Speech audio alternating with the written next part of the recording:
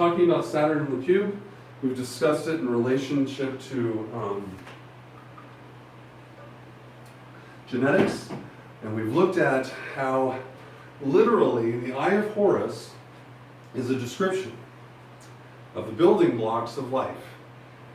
Literally the building blocks of life. It gives you every possible permutation that the human being can manifest into. So let's talk then, in conclusion, let's wrap this up by talking about consciousness. Because all of this, it's all about consciousness. It's about living consciousness. That's what alchemy is about, and that's why we discussed that at length last week, that if you understand mentalism and how that plays into it, if you understand that electromagnetism is a function and feature of the transmission of consciousness, and that you can see that exhibit itself clearly in botanical structures. For instance, this whole idea, I'm going to give you a little more review here, of a flip ring and a choke ring right here. This idea you can see if you go outside and you take a look at trees, all right? And what I'm going to show you is what to look for. So you can see this actually happen, because the tree is an exhibition of all of these functions, okay? Which makes sense, because it's literally built on electromagnetism, and is sustained by the thing which built it. So when you look at a tree, if you're on the ground right here, right? This is the ground. Usually what happens is the tree comes up a little bit right off the ground like that. And then there's a little bitty pinch right off of, maybe an inch or two off, depends on how big the tree is. But it actually cinches down just a little bit right after it erupts from the earth, and then it pops back up again. You have to look for it, and it might not be straight. It's not going to be like this perfect straight line. It might kind of do one of these things around the tree. But you'll see it cinch down, and then the tree will come up like this, and from that cinch point, maybe like that. That's the choke ring. That's the choke ring at play. And then above it is a flip ring, and below it is a flip ring. And the way to know what they're doing is that they have opposite effects. Everything below the choke ring on a tree, or any other plant, is going to be transmitting carbon into the soil and absorbing oxygen. Anything above here on a tree is going to be transmitting oxygen and absorbing carbon.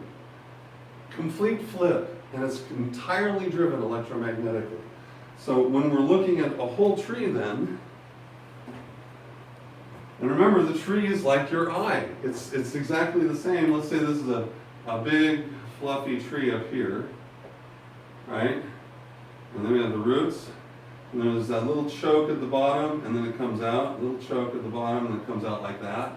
Little choke right here, tiny little choke. This, then, could be seen as the horn, or the cup, right there. The horn or the cup right here.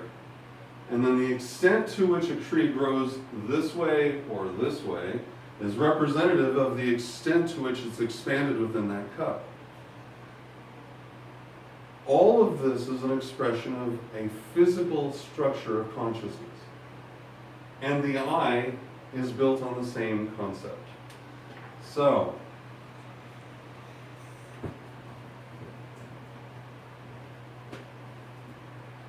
knowing this, what is the value of knowing this? Well, one, it gives you a much broader appreciation of what our ancestors knew and understood, or most likely understood. Because this didn't take a lot, well, at least for me, it seemed self-evident. It literally opened up in front of me. All I had to do was simply start doing the math and the scientific research to realize that there were correlations which were obvious, that didn't require any kind of shoehorning, like a CAT scan of someone's brain, slicing it up into little pieces. None of that is required here. And that's a testament to the application of an esoteric cognitive thought form. So, with that said, that is seeing through the eyes of Horus. It's a recognition that your conscious state is on so many levels. You know, you have the physical here. The one attribute we didn't talk about at length was thought. The fact that the eyebrow above the eye This eyebrow here represents thought, and that means it's your sixth sense, or one of the six senses, because in understanding the process of sensory input, the Egyptians had the insight to recognize that your thinking process is identical to the processes which are observable in the physical structure of electromagnetism, which means that you receive your thinking, you don't necessarily generate your thinking. That consciousness flows through you, and that's why it's now considered a sense. It's like seeing, it's weighed, in the same family as all the other five senses. That's definitely material for your next meditation. All right, that's it for everything. Oh, we have a question? We did have one question. Sweet. Was in reference to thought? Yes. Is there a tie to wisdom, I guess, into this? How? Is there a way to find wisdom in yeah, okay. One thing we got to watch out for is again, you don't want to shoehorn too many different ideas into the same construct. And the reason for that is because the construct is designed to give you perspective from a particular vantage point, so that you can go, okay, if I stand right here, I can see this clearly. The idea of using wisdom, I think I know where you're going with this, right? That the right eye would be considered knowledge, right? Under Kabbalah. And then the left eye might be considered wisdom. And that is because on the left is the pillar of wisdom or the pillar of mercy, and on the right is the pillar of severity or the pillar of knowledge. I could see where you probably would want to do that. It's not necessarily necessary, although having knowledge fall underneath this on this side as associated with a pure sensory experience, it makes sense to me that you could draw that inference. And drawing an inference about wisdom, this eye here represents our link to the cosmos.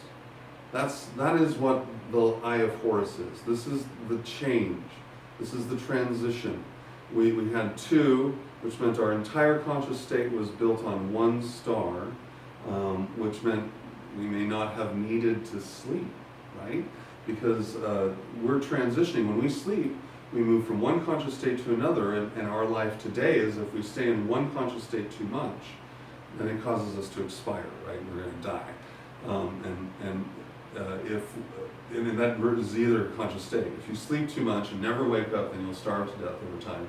And if you stay awake too much and are in the conscious state, no amount of food or water is going to sustain you when you need to go back to sleep. It's another one of these really cool dualistic flips, right?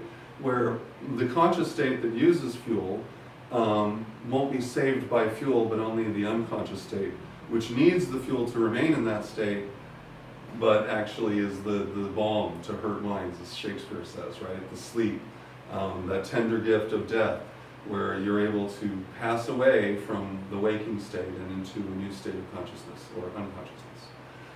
I hope that answers that question. I think, maybe, hopefully. Okay, cool. So that's it for today. I'm going to be presenting Star Trek: Alchemy and Magic later this week. It's on Thursday. I'm going to try to shoot this live. Hopefully you'll be able to hear me on the live broadcast because it's a much larger room and there'll probably be a lot of people in there. So with that said, I'll be talking to you soon. I'm Aubrey Force, the Modern Alchemist, and this is Essentials of Practical Alchemy, the 2016 workshop. Today, we talked about seeing through the eyes of Horus.